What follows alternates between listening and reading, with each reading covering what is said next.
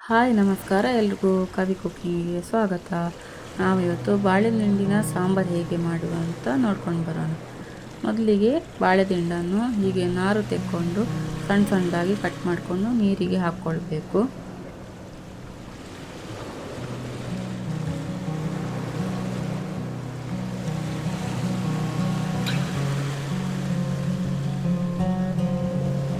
Cut ಮಾಡಿರುವಂತಹ ಬಾಳೆದಿಂಡನ್ನು ಕುಕ್ಕರಿಗೆ ಹಾಕಿ ರುಚಿಗೆ ತಕ್ಕಷ್ಟು ಉಪ್ಪು, ಬೆಲ್ಲ, 1/4 ಚಮಚದಷ್ಟು ಅರಶಿನ ಪುಡಿ, ಬೇಯಲಿಕ್ಕೆ ಬೇಕಾದಷ್ಟು ನೀರು ಹಾಕಿ 1 ವಿಷಲ್ ಬರುವವರೆಗೆ ಬಿಡಬೇಕು.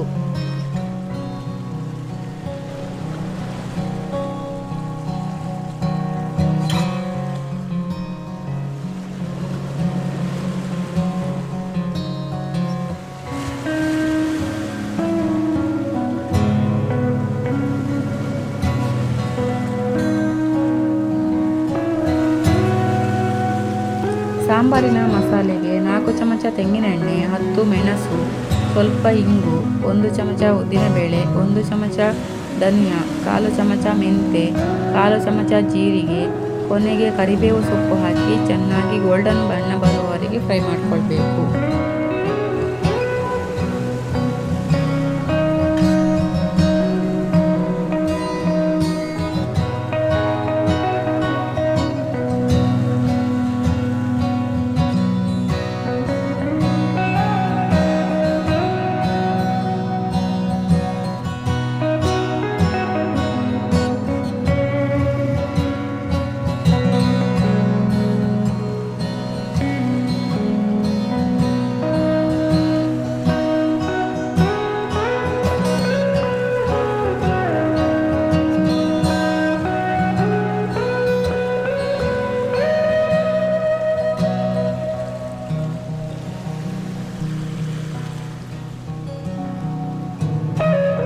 ನಂತರ ಮಿಕ್ಸಿ ಜಾರಿಗೆ ಕಾಯಿ ತುರಿ, ಹುಳಿ, ನೀರು ಹಾಕಿ ರುಬ್ಕೊಳ್ಬೇಕು.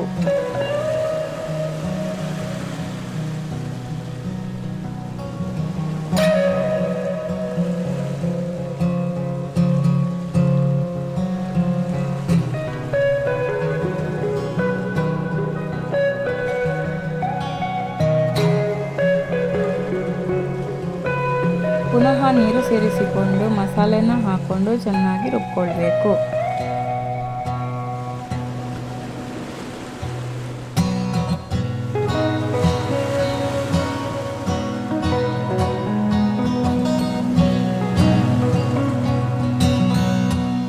ಬೇಯಿಸಿದ ಬಾಳೆದಿಂಡಿಗೆ ನೆನೆಸಿ ಬೇಯಿಸಿದ ಅರ್ಧ ಕಪ್ ಹೆಸರನ್ನು ಹಾಕ್ತಾ ಇದ್ದೇನೆ.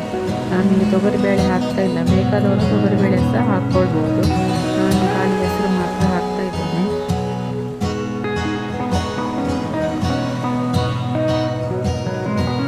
ಈಗ ಇದಕ್ಕೆ ರುಬ್ಬಿದ ಮಿಶ್ರಣವನ್ನು ಬೇಕಾದಷ್ಟು ನೀರು ಸೇರಿಸಿಕೊಂಡು ಚೆನ್ನಾಗಿ ಮಿಕ್ಸ್ ಮಾಡಿಕೊಳ್ಬೇಕು.